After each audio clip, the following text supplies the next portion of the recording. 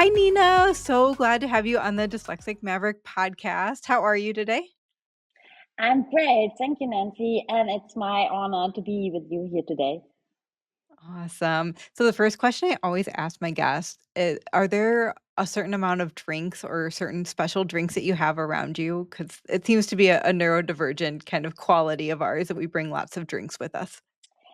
Today I have only kind of a mixed soda, but yes, normally also tea, coffee, so 3 to 4 different drinks. Yeah. Yeah, yeah, perfect, perfect. I'm running light today too. I only have coffee, and I feel a little bit naked that I only have one drink on my desk right now. But I feel you. yes, I like that.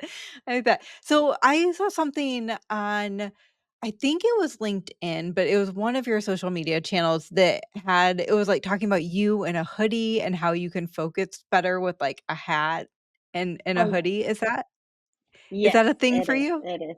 It's an absolute thing for me. Yes. So really, when I know I need to focus and be in my own bubble, my own world, I love really to take on my hoodie and my beanie and forget everything around myself. So this is really the best, let me say, thing I can do to get into hyper focus. Yeah, I love that way to cue your brain and just kind of like put it into that focus mode. I think that's amazing. Well, let me give listeners a little bit more of an introduction to you. So, Nina Leibel is an ADHDer herself. She is passionate about advocacy in neurodiversity in the workplace. She founded Neosity, which is very close to Neurosity. So, I love that our names are Nancy and Nina, and we have Neurosity and Neosity. Which and Neosity is an ecosystem dedicated to fostering opportunities and providing resources for neurodivergent talent and welcoming companies. You're really connecting the dots, which I love and we'll kind of dig into. She also has a background in fashion design, which is super interesting, along with a management consulting background for some of the biggest companies that are global, like PwC and Infosys. She also partners with organizations now to create more neuro-inclusive environments where all talents can thrive. So, Nina is also behind the initiative called Neon, that's really bringing companies together across Europe to share knowledge, best practices, and strategies for supporting neurodivergent talent. So, Nina, we are so excited again to have you here today and can't wait to learn from you and all of the great things that you're doing. Do you want to maybe give listeners just a little bit of background on how you found out that you are an ADHDer yourself? Yes, but this is, let me say, kind of not so much a fun story, but when I was 22, and let me say transition, or what means not transition, but when I started after my fashion design diploma, business administration, I got panic attacks. So then I went to see the psychologist, and she was like, "Oh, I don't know if it's really panic attacks, and let me say what, or maybe what is behind." And then it was like, "Oh, you should go and do an ADHD assessment." And here we go. So yes, then so I found out with 22 that I have ADHD, and now I know also that I have dyspraxia, and also that I have kind of, let me say, kind of a light version of face. Can you maybe describe dyspraxia a little bit for listeners? I think sometimes we know about dyslexia and ADHD and autism, but maybe like a little bit less about some of the other. Okay, the dyspraxia is, let me say, sometimes I will not say that my body is doing what my body wants and not realizing, how far is the table, for example, or the distance between my body and the table or the doorknob. Yeah. So I don't know, I'm running against the doorknob with my arm 3 times a day. Yes. So, and Yes. also on the couch table, on the dining table, against chairs, against doors. So, probably against everything which is in my way, which means I have, and already had this as a child, a lot of food. Absolutely, absolutely.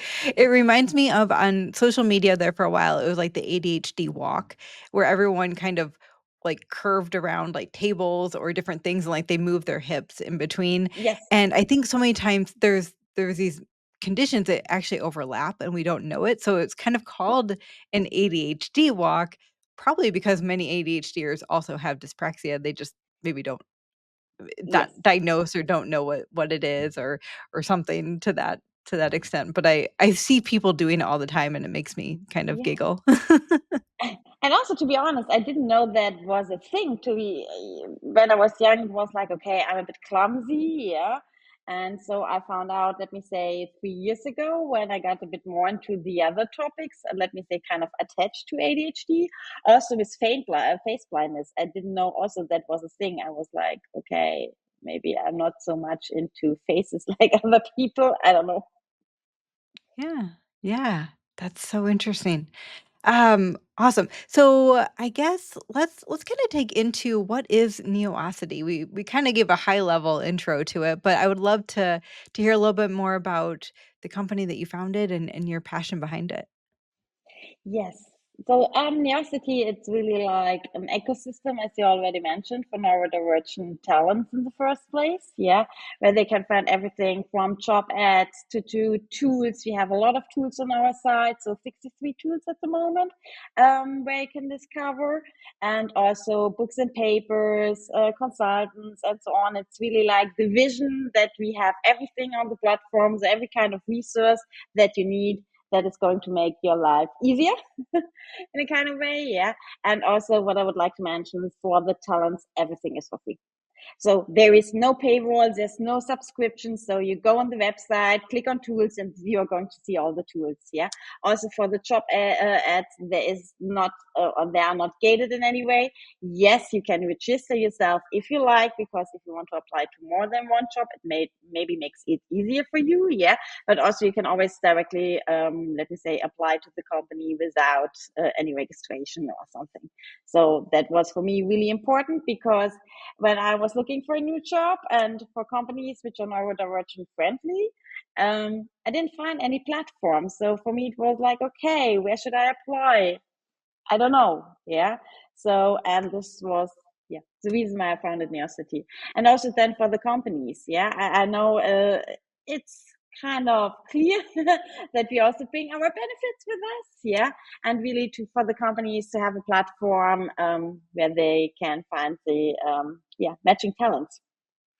Yeah, I love that. I think there's very few companies out there right now focusing on neurodivergent talent as far as matching them with companies, right? Like we're getting better, I think, but still trying to match those talents is great. But I love your approach to, not only are you trying to match the talents, you're trying to educate and making sure you're literally pushing pause on some things, right? Like it's not Yeah. like, hey, just go find neurodivergent talent and bring it into the organization and good luck.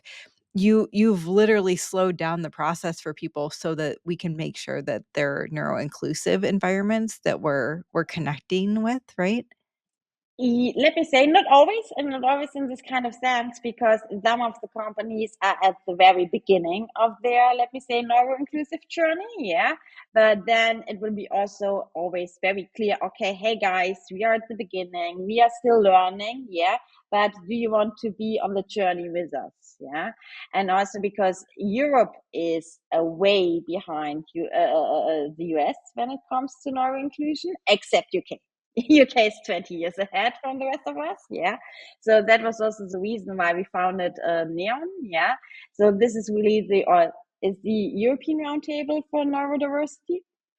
And it brings together companies really to learn, to engage, and to learn from each other, and how to be neuro-inclusive, and to have a platform also really to develop the strategies. Yeah. To exchange the knowledge. We have at the moment 63 companies which are part of our roundtable. Yeah, I mean, 63 companies is a wonderful start for roundtables, Yes. to really having leaders sharing ideas and sharing knowledge and building that sense of community, I think, too, within leaders of, hey, we're doing the right things. And it's not necessarily an easy road because there's not a clear path forward so many times. We're all kind of figuring it out as we go a little bit too. Yeah. Um, so that is a wonderful start. And we'll make sure that we put the Neon link and all your links in the show notes too. So if listeners want to connect or want to learn more about any of the great initiatives you've got going on, they'll have the show notes as well for that. Also to mention, Neon is free for companies to attend. So there's also no cost attached to that. That's also, is it all in person or is there a virtual option? No, it's virtual because they are spread around Europe. So we have companies from Ireland, from UK, from Germany, yes, from France, from Poland, Italy, Spain, Netherlands. So yes, it is remote. That's wonderful. And I would assume, correct me if I'm wrong, the companies that are also US based and have global operations that touch Europe, would those companies be included or could be included in Yes, those yes, yes, roundtables? yes. We have some of them there. Yeah. That's great because I know sometimes, like you said, the UK is so far ahead, but otherwise, I think we're all trying to run to catch up to the UK in so many ways, and so, but also to have other leaders from other countries around the table to share their knowledge, um, especially for HR leaders. It's challenging to work through all the different laws and regulations too. Yeah, but also let me say there's a lot of fear and anxiety at the moment there. Oh, I don't want to do nothing wrong. I don't want to put any other burden on the people. So they're really, let me say, sensitive about the topic and they want to do it right. Yeah. And I think the platform is a great chance also to exchange with each other because we have mainly at the moment, as you said, HR manager, diversity manager, but also EHG leads in the roundtable. So I think it's quite kind of nice, yeah, to have other ERG leads or diversity manager where you can really have the exchange and see, okay, how you are doing this, how we are doing that, yeah, and to learn from each other. Absolutely, absolutely. That's wonderful. And I just applaud you for putting that together because I know that those events take so much time to plan, but they're so important and something that's really moving the needle in a big way. So I would love to talk more about, like, when you're in these roundtables, are there things that you're hearing? I think especially one thing that I get asked a lot about is communication. Like, how can we communicate better with neurodivergent employees? Are there any, like, practical strategies or tips that you could maybe share with the listeners of things that they could consider implementing? That is a good question because the knowledge sharing session about communication will be on the 12th of November. But yes, maybe upfront, let me say there's always something you could do immediately and very easy. Yeah, I give you 2, 3 examples. For the first one, and that is one of my favorites, is if someone is telling me soon or ASAP. Yeah, what does this mean? I call you soon, I need this soon, yeah, or I need this ASAP. Doesn't mean ASAP now at this second, because if someone's saying to me ASAP, it means for me this second, yeah.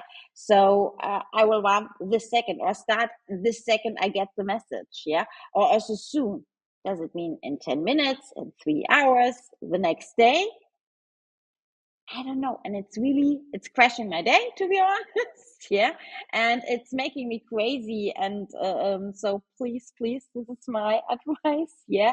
Always tell people I need this until 3 o'clock tomorrow. Yeah.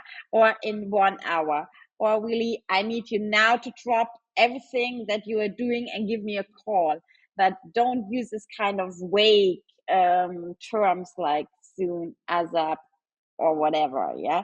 So I think that makes for a lot of people the world much more easier. And also, to be honest, I know that neurotypical people don't get so easy confused about this kind of terms. But I would say this is going to help everyone because until today, no one could really explain me what soon means.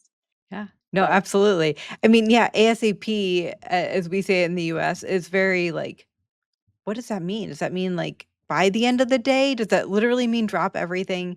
It's just such a vague term, I guess. So that's awesome. yes, and also for or my experience also with my former team is really that people, let me say, process information in a different way. Yeah, so that means for some people it's easier literally to see the information. That means that it's in a written way. Yeah, so and for other people like me, it's easier to hear information and to get what you want. Yeah, so ask the people around you, ask from the team, what are your preferences? Yeah. So, do you would like to have it in a written or in a verbal way? Yeah.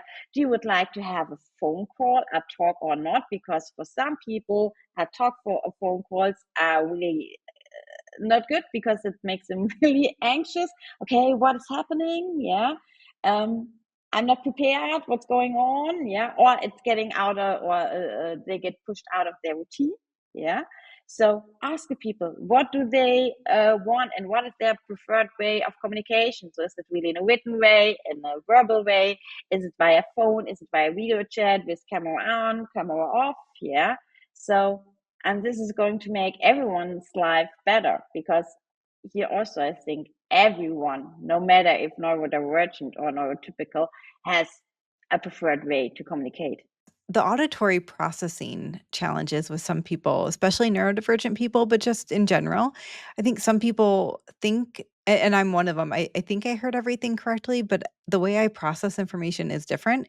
And then I may get back to my office or desk and not remember or not pick up key pieces, and so having those written instructions as well for me is really helpful, and it's such an easy thing for leaders to do is just to follow up with a quick email and a quick couple bullets of like, "Hey, here's what we talked about, and here are the action items." But even if the leader is not a able to do that or doesn't want to do that, even having the employee say, "Hey, here's what I heard. Here's what I'm going to take action on. Are we on the same page?" I think could kind of help as well. But yeah. Absolutely. And today, to be honest, we have also the tools. Yeah. So I know it's not at every company allowed, but you can turn on the transcript. So you have everything afterwards. Yeah. Or also make live captions available. Yeah. This makes really a difference for a lot of people. Mhm. Absolutely, absolutely. And there's so many great AI note takers out there that Yeah. can, like you said, like record and transcribe the different calls. It just is another resource for some of us to go back to and kind of jog our memory to go back in time, which is amazing. Awesome. Those are great. Any other communication ideas for leaders? Yeah, what means for leaders? So my one of my former leads, yeah, and now he's still doing this to be honest, because it drives me crazy, yeah. Because I always got from him on Friday afternoon this kind of message on WhatsApp. Nina, we need to talk on Monday. I was like, what's going on? Yeah. So, and then really, he ruined my whole weekend. Yeah. Because the only thing I could really then, I went into hyper focus in a bad way. Yeah. And the only thing I could thought about was really, okay, what's going on Monday? Do I get released? Yeah. What did I do wrong? What's going on? To be honest, and this is this kind of, let me say, panic mode. Then I was kind of kept or catched. Yeah. So don't do this because yes, it was everybody said then the same. Okay, Nina, can we plan the week? Or Nina, what's going on the next week? It was nothing else. It was not a bad thing, yeah. But for me, it really created this kind of okay, what is going to happen? So yeah. Don't do this without any context. Yeah. Give the context. If you write this kind of message where people not know what they want from you or what you want from them, give them kind of a short context. And it is enough to say, okay, hey Nina, let's talk on Monday to make a plan for the week. Yeah. Or to talk about this project because da, da, da, da, da. Yeah. It's going to take you literally 20 seconds. Yeah. And it's going to save a lot of weekend. Yeah, no, absolutely.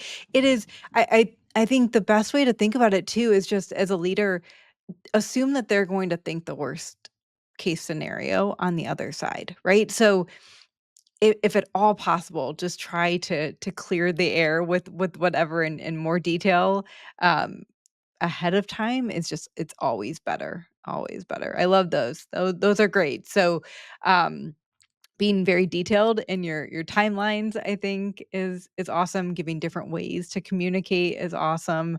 And then also just again being very clear about your expectations and not leaving it vague, especially on a Friday afternoon, right? Yeah. Yes. Oh gosh. I'm curious, how did your ADHD brain play in a positive way? I mean, you did some management consulting for some really big, successful companies, and I can only imagine that your brain really thrived in that environment, but I would love to kinda hear from your perspective how. Yes, I'm always saying if you have ADHD and or management consulting can be the perfect place really to thrive. Yeah, as soon as I was clear, let me say where my benefits or my strengths is with my ADHD. Yeah, it was really the perfect environment. Yeah, so because what I'm always saying in interviews is like management consulting, you never get bored, and it is like this. Yeah, so, but then don't go longer than months on a project because after 6 months, I'm getting bored. Yeah. But what, let me say, really a strength, for example, is I've done a lot of firefighting projects. Yeah. So, really projects where I was the seventh program lead. Yeah. So, you can imagine how much this project was on the fire. Yeah. Because I think that is one strength of ADHD. So, if everyone around you is freaking out and it's okay, it's chaos, and what are we going to do with the chaos? Yeah, so, and it's a mess. It's, for me, it's kind of, I'm living always in a mess. I'm living always in chaos. So for me, I don't freak out because I'm completely used to the situation. And then it's also very easy for me then to structure, this kind of stuff. Yeah. And really to let me say, yeah, be clear, be with open attitude about it and not freaking out. Yeah. And also on the other hand, that I think that is also a very, very, very useful strength for ADHD, that we have this thousand ideas, per day. Yeah.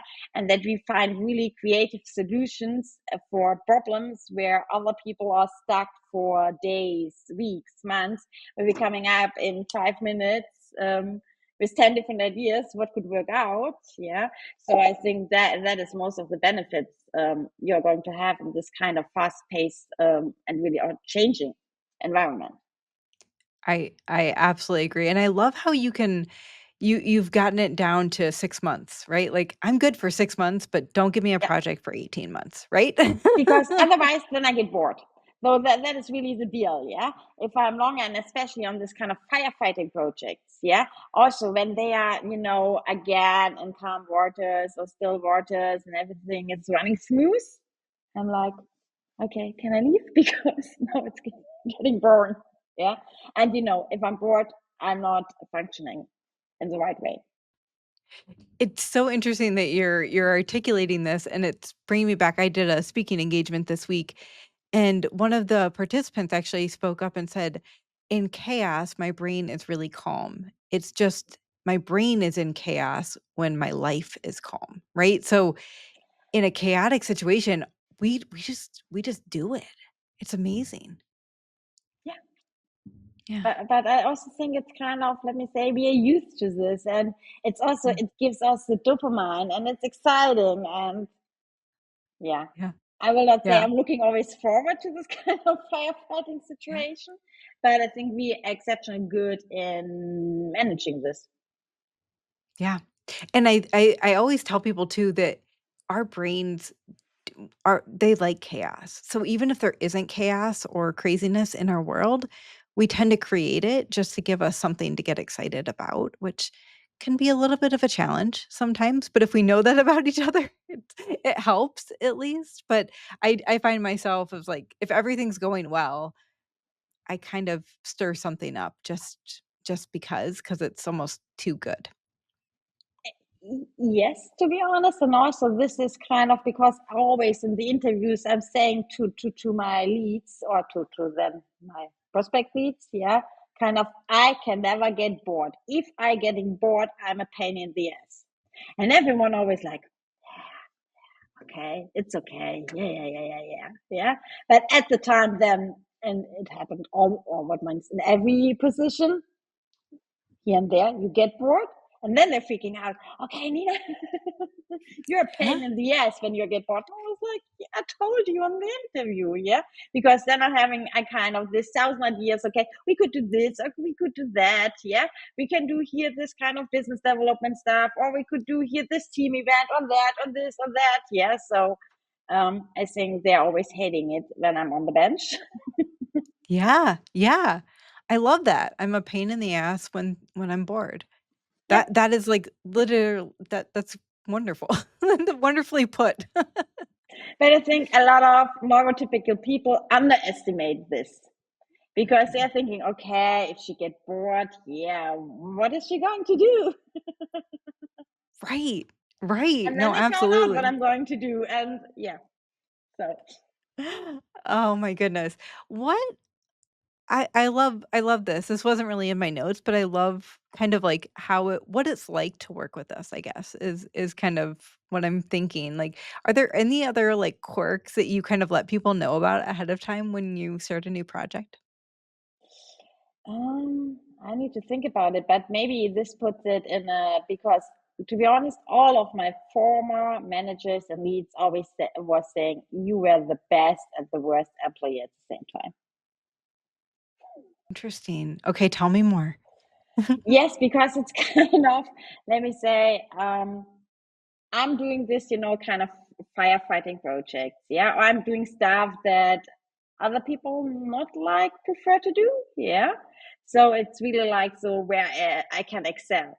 But on the other hand, sometimes the easiest tasks. Yeah, so ask me to fill the pipeline Excel every Monday. I'm not going to do it. And yeah, yeah, this is kind of stuff where or putting in the hours. So I don't know how many times I have forgotten to put my hours in. So really kind of the steady stuff, but this can create a lot of chaos in the background, and a lot of, let me say, not so nice emails to my leads. Yeah, so and also really this kind of pushing them always. So when I get bored, I always need to push them. Okay, let's do this, let's do that, let's do that. Or when I see that things are not going, let me say, in the right way that I think the right way is, especially with the team, I'm more than a pain in the ass. Yeah, because then I'm always starting to say, okay, this is not going good at the moment. This is not going well. This is not going well. Yeah. So I always bring their attention to stuff that it's not going well, and they should put some effort in that it's going to be better in the future. So, and this can be really exhausting. I can be exhausting. That really big, never-ending cycle of ideas and creativity is it's a lot. Yes, and I think there's also because what means because this kind of sense of fairness. So that means always I'm speaking up if I'm seeing that people are not getting treated in a fair way. Yeah. So and this can be annoying because it's always kind of, yeah, see here, there is another issue, or here's another challenge, or here's another thing. So Yeah. Yeah, the piece of, like, social justice and fairness is can be really strong and overwhelming, and it can be really emotionally exhausting for us too if we're trying to fight everybody else's fight on top of our own, and I think some people really underestimate how much energy that takes on into our lives and takes out of us as well. What do you see in the future as far as neurodiversity in the workplace? How do you I mean, we're at the beginning stages of this, and so I would love to know, like, just from your perspective, from the European side and how the UK is doing it, but and then the US is, kind of somewhere in the middle maybe as far as progression. What do you think the next 5 years will look like? I would say a lot of companies are, let me say, really at the starting point, and now it's kind of okay. What is it really? Do we have to do thousands of accommodations? Yeah, which is going to cost us hundreds of millions. So that is at the moment kind of, I will not say misconception, but the scareness also behind that. Yeah, what is it really? But also what I'm seeing a lot more often is that people are now, not people, also companies are figuring out or seeing, okay, hey, yes, there are some challenges. And probably we have looked too much on the challenges over the last years. Yeah. hey, there are a lot of benefits about it. Yeah. And I think really that when more and more companies are realizing what kind of benefits we can bring to the table, that we get more, let me say, jobs that are kind of built for us, where we really can excel, where we really can, let me say, play with our strengths. And it's kind of, yeah, that not because today it is like this. Jobs that you see are built for neurotypical people. Yeah. And I think this is really going to change, that we have special jobs for neurodivergent talents, and really for their different, because it's a spectrum. Yeah. And it's not even a spectrum with let me say, also the difference between me and another autistic person. It's also between me and another ADHD person. Yeah. But it's really more about skill based. Yeah. Job, yeah, not only job descriptions, but also the jobs themselves. Yeah, no, absolutely. I love that because, yeah, I mean, even two ADHD people, two dyslexic people, we all have different needs, right? I mean, it's a spectrum for everything. It just shows up differently. Our brains are all wired differently. And I mean, that is neurodiversity, right? It's brain diversity, how we think, Yeah. each of us thinks differently. I agree. I think I hope that there will be more of an emphasis on positive attributes that we bring to the workplace. I think it's starting, um, especially for the younger generations coming in.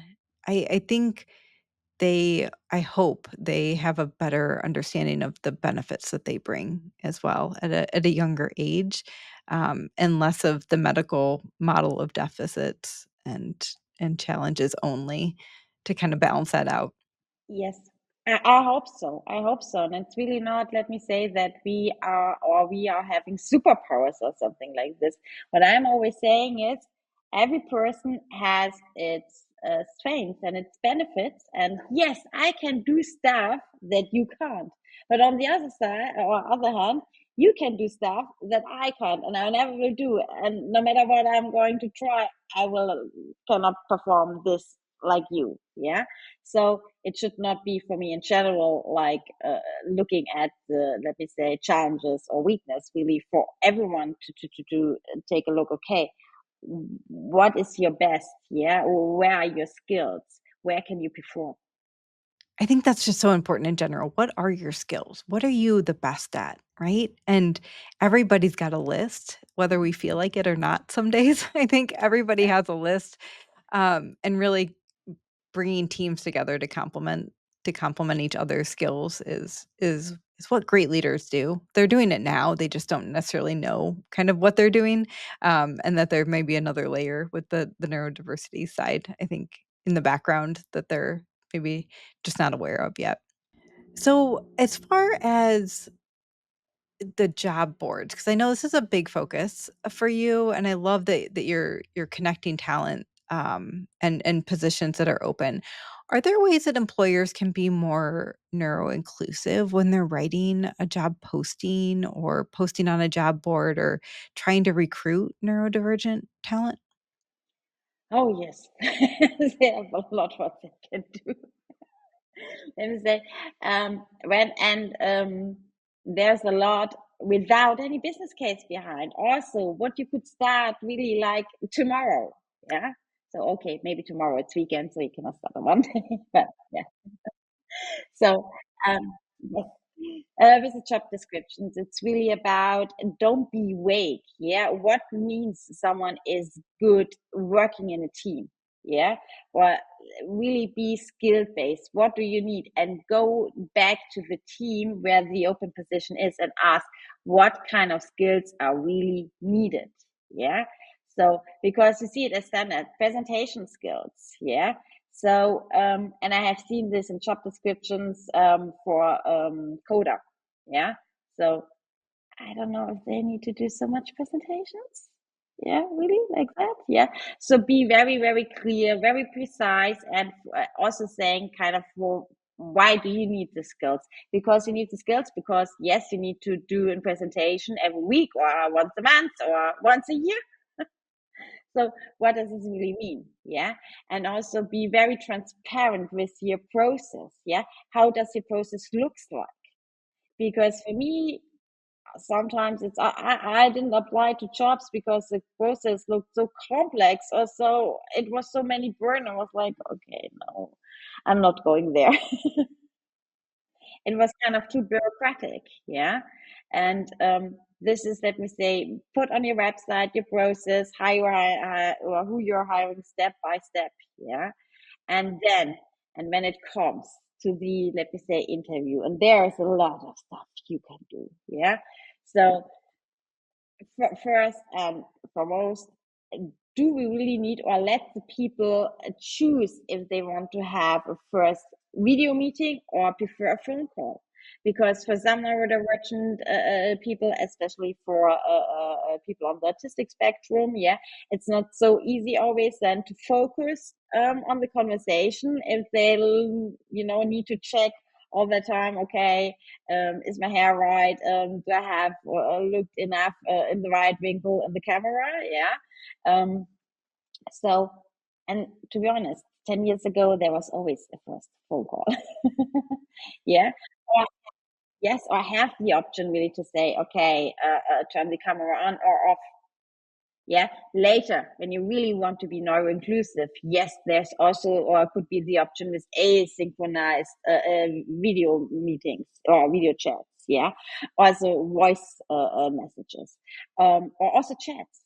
The question is, do you always need for every position, do you have in the company to have kind of a one-on-one interview or face-to-face interview? For some positions, don't get me wrong, yes, yeah. When I'm doing interviews for management consultants, they need to be on the camera, they need to be first time because they need also to do this in their job with the clients. But there are thousand jobs where it doesn't be necessary, yeah. So really check, and the more options you give, to be honest, the more applications you will get. And there's, yes, and this is, let me say, not with a big, or it's not coming with a big business case. Yeah. Same with when you have on-site interviews. And this is my favorite, yeah, because I don't have any orientation, really like serial orientation. I get lost in buildings, on campuses. Yeah. So for me, when I need to be on-site on an interview, to be honest, 80% of my stress level is how do I get there and not getting lost.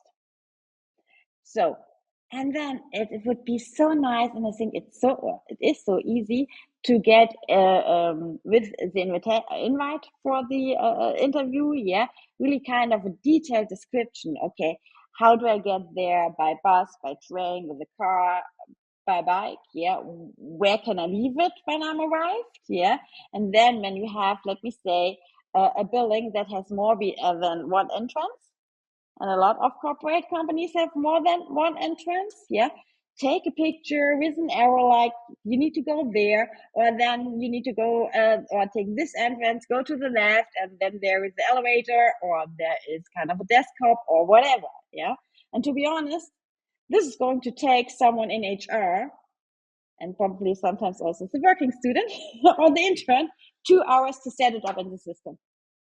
Yeah, and that, yes, it's one time, and it would make not only my life so much easier, yeah, and also, to be honest, not for other people that are neurodivergent, for everyone. It's not only that, also some neurotypical people have not always the best orientation, yeah, but also everyone feels welcome.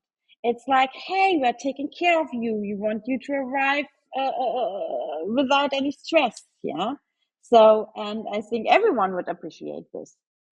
And this is always one of my favorite examples to show, okay, these are easy things you can do immediately. And yes, I can do a business case for you about this, but to be honest, me doing the business case for one day would be more expensive than doing it.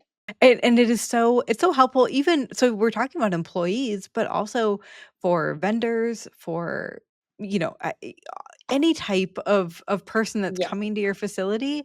It's just a wonderful way to say, "Hey, we want you to have the best experience possible. So here's all, and quite honestly, if they don't need the information, they're not gonna, it's not gonna bother them. It's just extra, right? But for so many people, it's that extra that makes you feel really good when you're coming in, and that somebody took the extra time to think about it and tell you, like I said, like, how to get there by train or by bus, or what parking garage to park in, or how much visitor parking is there, and, what the lobby experience looks like. It reminds me, my son had to have an MRI, and he's only 10 years old, and so we went to one of the best children's hospitals in the country, and the experience was so amazing. They literally had a 12-page, and there's very few words. It was mostly pictures of, here's what the lobby will look like, here's what the waiting room will look like, here's what the MRI machine will look like and sound like, and it was written in a tone that a child could understand and see the pictures and parents could explain, and it was just so comforting for him to walk in there that day and already have pictures in his mind, and then when they matched up, Mm. it was just a sense of relief, and I think sometimes we underestimate an employee coming to our building for the very first time is a very similar anxious experience for most people, neurotypical, neurodivergent. It is very intimidating and just a lot of anxiety around what's going to happen and what to expect. Yes, that would bring me to my next point. Yeah. Let the people know who is going to be part of the interview. Because this is kind of what means driving me crazy. But normally you get this kind of invite, and then that's like, okay, one person or two persons are going to be with you in the room. Yeah. Or also in the online meeting. Yeah. But then three, four, or sometimes five people are showing up. And to be honest, I don't have an issue with that itself, but then I have also an issue with names. So, and then especially, to be honest, here Teams is quite good because you can always see the names, when people speaking. But if you're in a room with them together, so because, and also if I'm a bit nervous and someone is saying his name, and I'm like, okay, I forget it in the next second, to be honest. Yeah. And then it's always then quite embarrassing because then you want to speak to the people, but you don't have forgotten the name. And that also puts a layer on you. Yeah. So, and I think it's not so hard to say, okay, these are the people that are going to be with you in the interview.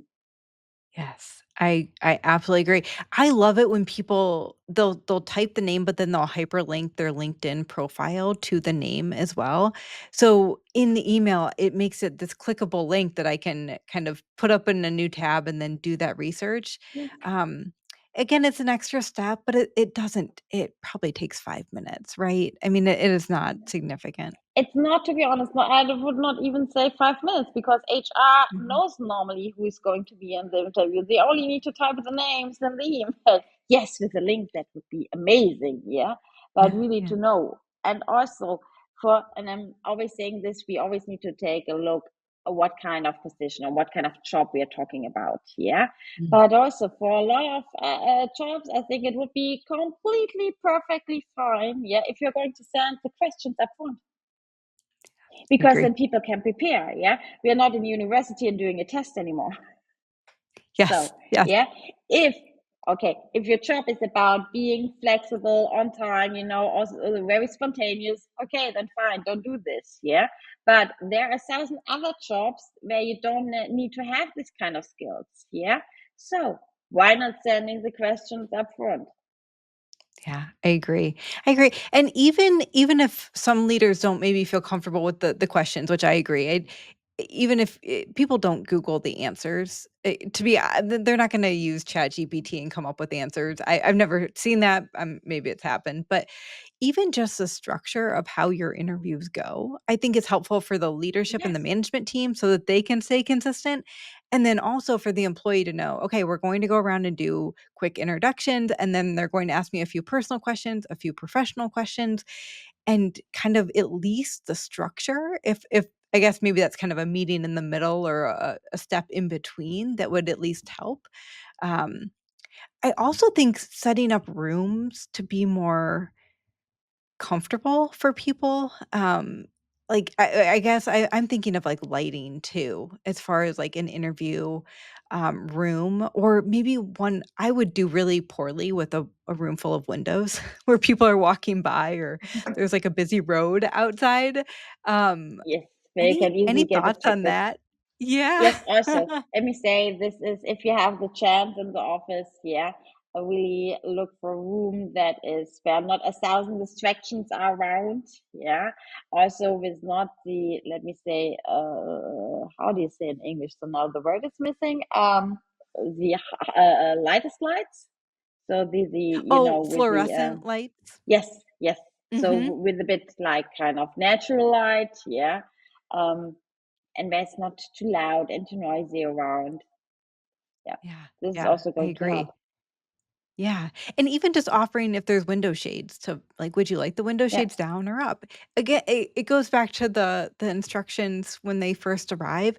Just those thoughtful questions, I think it really shows that you care about the employee, and sure, you want the best person p for the position, but you're gonna be treated like a special human when you're here, right? Like, we are going to Yeah. continue to make things as great as possible for you, and I think companies really do want that experience for their team, but they don't necessarily know how to do it and how to execute it. And I think everything that you've provided Mm. today is just so simple, right? It's Yes. And I really loved what you said because for me, it's also when we're talking about, or a lot of companies are like, okay, or offering accommodations. Yeah. But I don't know how it is for you, but I would be like, okay, I don't want to ask. So because then they think I'm strange or whatever. Yeah. So the best thing I'm always, let me say, advising companies, what they can do is give the option. Yeah. So say upfront, and no matter if it's about the application process, for example. So you can apply via video or you can apply by this, that. Yeah. Give the options. Like you said in the room. Okay. Do you want to have the shades down or open? So really give the options that don't people need to ask about it because I would say because I'm not always or often say we, yeah, but here I think it's fine to do this, yeah, don't like to ask for accommodations. Yeah. So for, because to be honest, I rather not. So for me, then it's always easier than if someone asks me for, give me options. I'm like, okay, this is great because it fits me. Yeah. yeah, So, I I yeah. agree. I think and there's so much there's easy ways to educate the employees too, even, as far as, like, signs or media boards of just, different accessibility pieces that are already out at the employee's disposal, to use when you want is again, just another thoughtful piece of, hey, you can use voice to text, or there's this dictation piece in your Outlook email that you didn't even know was there, but let's do some training on it, or just different pieces that you can proactively do. And again, they work for everybody, right? Like it's a great experience. And so when multiple people start using it, the people that really benefit from it don't feel quite as awkward using it, and the benefits are obvious, across the organization. So Yeah, absolutely. And it's really like, and this is what I'm saying, everyone is going to benefit from this kind of stuff. Yeah. Yes, some people more than others, but it's not only one group or one, let me say, dedicated area where you say, okay, that is going to help. Yeah. No, it's going to help always everyone. One person a bit more, one person a bit less, but it's going to support everyone. wonderful, wonderful. Well, Nina, it's been such a pleasure talking with you today and just learning more about what you do, but then also just the passion around helping employees and organizations kind of come together in this way. I think you're doing just a beautiful job with it. So thank you.